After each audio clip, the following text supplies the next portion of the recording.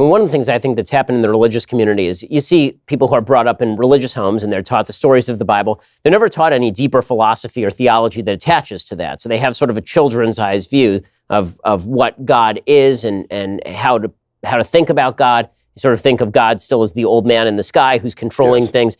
What in your opinion is the most reasonable proof of God? What have you found to be the most convincing proof of God's existence? Well, I think that those are two questions.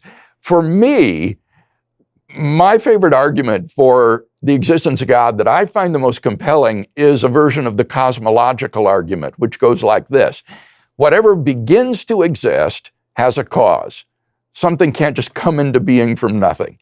Secondly, the universe began to exist. I think we have both good philosophical arguments and scientific evidence for the finitude of the past, from which it follows, third, therefore the universe has a cause.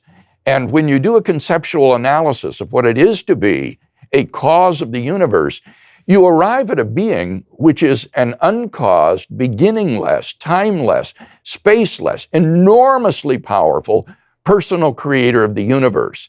So for me, that is a very convincing argument for God.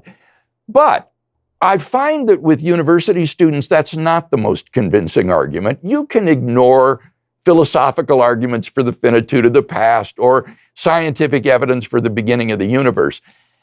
But the argument that they find, I think, the most compelling is what I call the moral argument. And it would go like this. One, if God does not exist, then objective moral values and duties do not exist. That is to say, in the absence of God, everything becomes socioculturally relative. Two, but objective moral values and duties do exist. There are some moral absolutes, some objective values and duties. Three, therefore, God exists.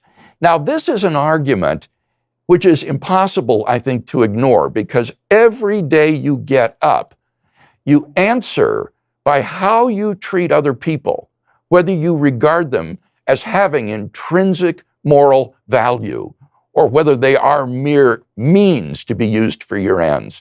And so this argument, I find, tends to be the most convincing for people.